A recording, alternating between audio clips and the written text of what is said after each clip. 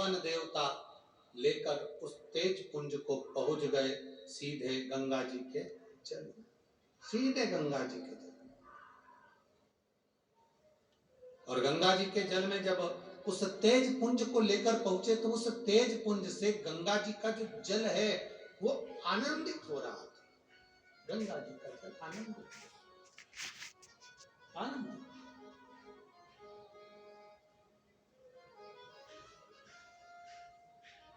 जब देखा गंगा जी के जल से, शंकर भगवान के तेज पुंज से 6 पुत्रों ने जन्म ले लिया। 6 पुत्र। अब गंगा मैया बड़ी विचित्र, गंगा मैया ने भी सोचा कि ये 6 पुत्रों को तो मैं पाल लूंगी। गंगा मैया 6 ही बेटों को अपनी गोदी में लेकर बैठती और वो 6 ही बेटे एक साथ रोते, एक साथ दूध पीने के लिए रोते, एक साथ जल पीने के लिए रोते। गंगा मैया तकलीफ में आई। उन्होंने ऋषियों की धर्मपत्नी कृतिकाओं को बुलाया। ऋषियों की धर्मपत्नी कृतिका है और कृतिकाओं से कहा कि ये इन पुत्रों को आप संभालो। कृतिकाओं ने 6 पुत्रों को अलग अलग संभाला। जब संभालना प्रारंभ करा तो 6 पुत्र रोते तो एक साथ, दूध पीते तो एक साथ, बड़ी दुखी होती कृतिकाएं। उन्होंने 6 पुत्रों को गंगा जी के रज पर सुलाया, हाथ में गंगा जी का जल लिया।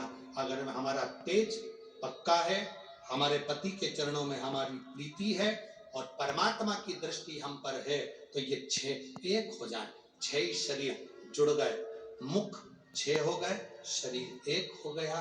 कृतिकाओं ने एक करा, इसलिए उनका नाम कार्तिकेय हो गया, जो कि तारकासुर का वध करे। 6 एक हो गए।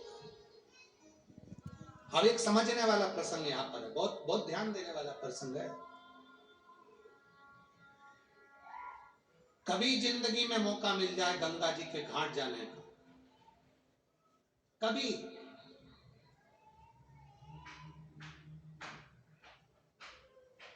जीवन में कभी एक मौका मिल जाए गंगा जी के घाट जाने का,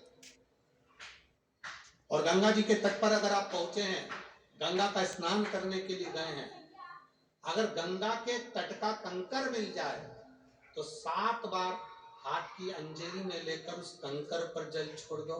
कंकर नहीं मिले, बालू मिल जाए, रेत मिल जाए तो उसकी एक शिवलिंग वहीं पर घाट पर तैयार कर कर उस पे 7 बार जल छोड़ दो।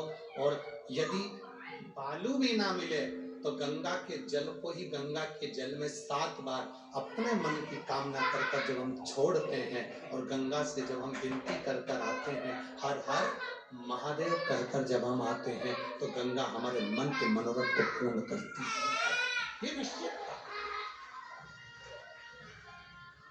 केवल वही गंगा से मतलब नहीं है। शिव महापुराण की कथा जहां होती है, स्वयं वेद व्यास जी वर्णन करते हैं 24,000 श्लोकों में, विद्येश्वर संहिता में स्वयं वेद व्यास जी महाराज कहते हैं कि शिव महापुराण की कथा जहां होती है, शंकर वहां विराजमान होते हैं, और शंकर जहां विराजमान होते हैं वहां गंगा स्वयं विराजमान होती है।